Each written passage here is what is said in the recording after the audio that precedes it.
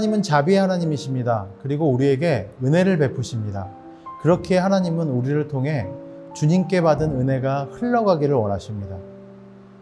주님을 바라보면서 받은 은혜를 세상 속에 나누는 거룩한 백성이 되시기를 소원합니다. 오늘도 우리에게 주시는 말씀을 함께 묵상하겠습니다. 하나님이 우리에게 주시는 오늘의 말씀은 신명기 15장 12절에서 23절. 당신들 동족 히브리 사람이 남자든지 여자든지 당신들에게 팔려와서 6해 동안 당신들을 섬겼거든 7째 해에는 그에게 자유를 주어서 내보내십시오. 자유를 주어서 내보낼 때 빈손으로 내보내서는 안 됩니다. 당신들은 주 당신들의 하나님으로부터 복을 받은 대로 당신들의 양떼와 타작마당에서 거둔 것과 포도주 틀에서 짜낸 것을 그에게 넉넉하게 주어서 내보내야 합니다. 당신들이 이집트 땅에서 종살이한 것과 주 당신들의 하나님이 당신들을 거기에서 구속하여 주신 것을 생각하십시오. 그러므로 내가 오늘 이러한 것을 당신들에게 명하는 것입니다. 그러나 그 종이 당신들과 당신들의 가족을 사랑하고 당신들과 함께 있는 것을 좋아하여 나는 이 집을 떠나가지 않겠습니다 하고 당신들에게 말하거든 당신들은 그의 귀를 문에 대고 송곳으로 그 귓불을 뚫으십시오.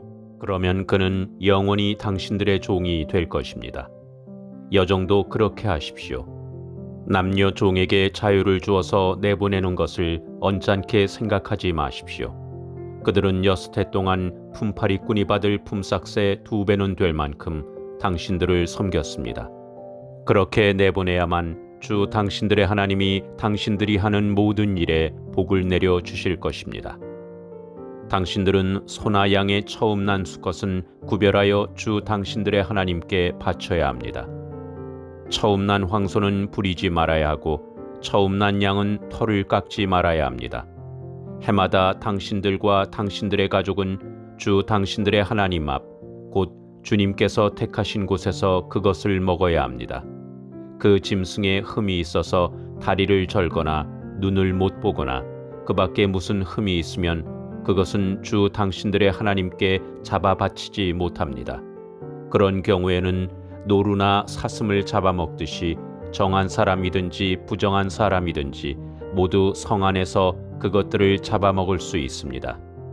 그러나 피는 먹지 말고 물처럼 땅에 쏟아버려야 합니다. 오늘 말씀은 여러 가지 연유로 같은 동족에게 팔린 자들이 7년이 되었을 때의 규례를 말씀하고 있습니다. 하나님께서는 그들을 7년째 자유케 하라고 하십니다. 이것은 그들에게 인자를 베풀게 하시는 하나님의 뜻입니다. 이러할 때 그들은 자유케 되는 일을 부담 갖지 말고 감사함으로 보낼 때 하나님께서 그들에게 채워주신다고 말씀하십니다. 그리고 갈 때도 그냥 가게 하지 말고 그들에게 필요한 것을 주어서 가게 하라고 하십니다. 이것은 인간의 제도와 법 속에서 하나님의 사람을 향한 그 사랑의 마음을 가지고 실천해야 함을 알게 해주시는 것입니다. 우리 12절부터 13절 읽겠습니다. 당신들 동족 히브리 사람이 남자든지 여자든지 당신들에게 팔려와서 6해 동안 당신들을 섬겼거든 7째 해에는 그에게 자유를 주어 내보내십시오.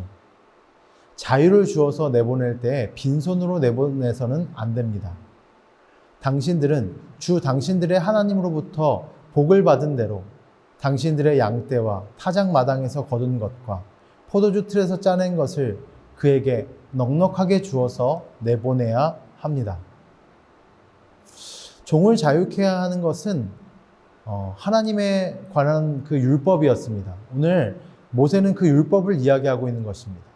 이 율법은 일반적인 노예제도를 다루는 것이 아니라 특수한 유형의 노예제도를 다루고 있습니다. 가끔 사람은 아무에게도 가진 것이 없는 극심한 가난에 처하게 됩니다. 끼니를 해결하지 못하고 머리를 둘 집조차도 마련할 수 없을 때가 있습니다. 빚이 많지만 빚을 갚아도 여력이 전혀 없습니다.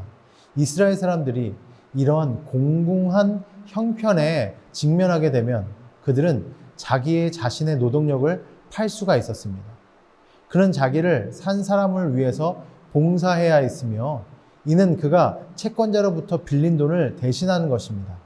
그러나 특별한 상황에서 자신을 종으로 판 사람이라 할지라도 7년째 되는 해에는 자유케 되었습니다.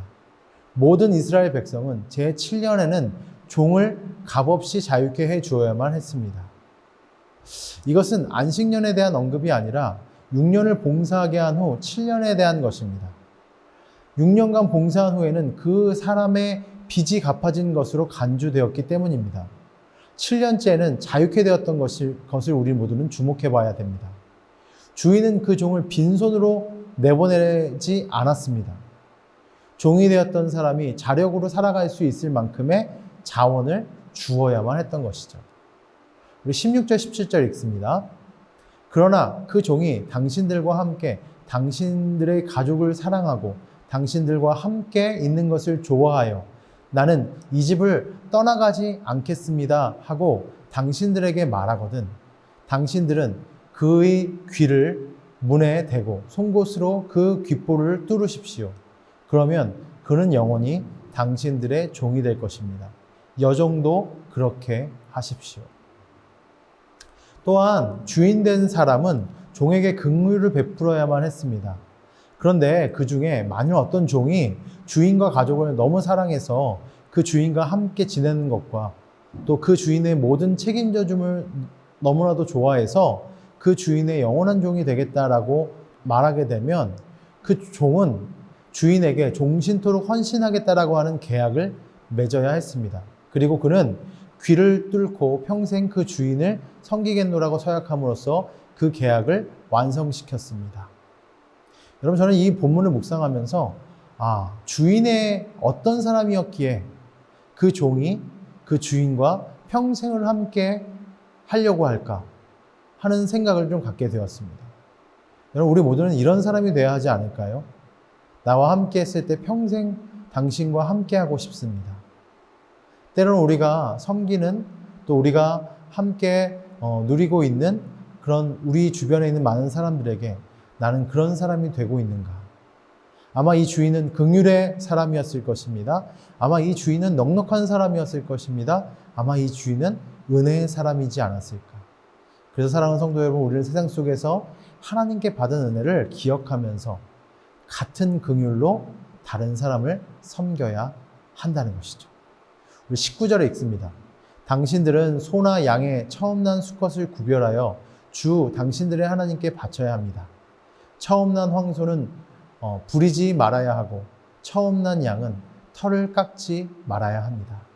하나님께서는 이스라엘 백성들에게 처음 난 것을 구별하여 바치라고 말씀하십니다. 이것은 먼저 구별하라는 것입니다. 그리고 먼저 하나님을 생각하라는 것입니다. 하나님께서 기뻐하시는 것은 가장 먼저 하나님을 위하여 따로 구별하여 드리는 것을 기뻐하십니다. 이처럼 처음 것을 구별하는 것은 하나님의 통치권을 인정하는 믿음의 행위입니다.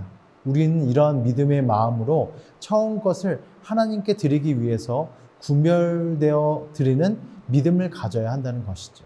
초태생이라고 하는 것은, 처음 난 것이라고 하는 것은 여러 가지 의미가 있을 것입니다. 첫째는 우리가 가진 모든 것의 첫 것, 우리가 가지고 있는 것의 가장 좋은 것을 하나님께 드려야 한다는 것이죠.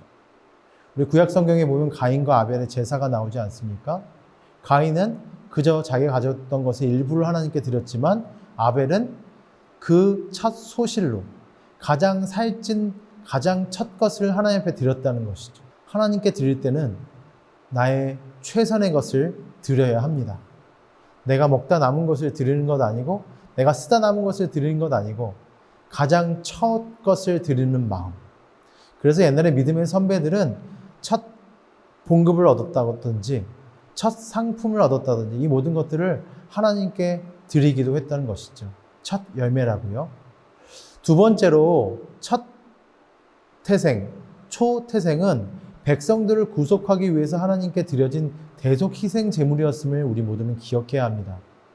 이것은 예수 그리스도께서 완전한 희생의 대제사장이 되셨음을 상징하는 것입니다.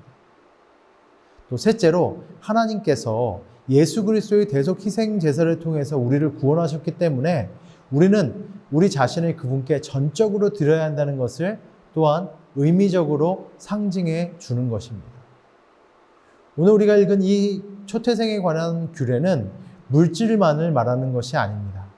하나님께서는 그의 백성이 매일 첫 시간을 구별하여 드리기를 원하시고 첫날인 주일을 온전히 구별하여 드리시기를 원할 뿐만 아니라 우리 인생의 가장 귀한 첫 것을 구별하여 드리기를 원하십니다. 말씀을 정리하고자 합니다. 하나님 앞에 또 드릴 때 우리 모두는 다 인색함이 없이 감사함으로 드려야 합니다. 지치고 힘든 자들을 위로하는 위로의 마음도 있어야 할 뿐만 아니라 하나님께 드릴 때는 가장 좋은 것으로, 가장 귀한 것으로 또 아낌없이 드릴 수 있는 믿음이 있어야 합니다. 이 넉넉한 믿음을 가지고 하나님 나라에서 승리하시는 저와 여러분 되시기를 주님의 이름으로 축원합니다. 우리 함께 기도하겠습니다. 사랑의 주님 감사합니다. 오늘 우리에게 주시는 믿음과 은혜를 가지고 온전함을 이루어 나갈 수 있게 인도하심을 감사합니다. 성령께서 우리를 통해서 일하고 역사하시는 것을 믿습니다. 하나님께 드릴 때는 가장 귀한 것으로 드리게 하시고 하나님께 드릴 때는 아낌없이 드리게 하시고 하나님께 드릴 때는 온전한 것을 드릴 수 있게 인도하여 주옵소서. 감사함으로 하게 하시고 인색하지 않게 하시고 뿐만 아니라 나의 모든 삶의 가장 귀한 것을 내 인생의 가장 값진 순간을 하나님께 드릴 수 있는 믿음을 허락하여 주옵소서. 예수님의 이름으로 기도합니다.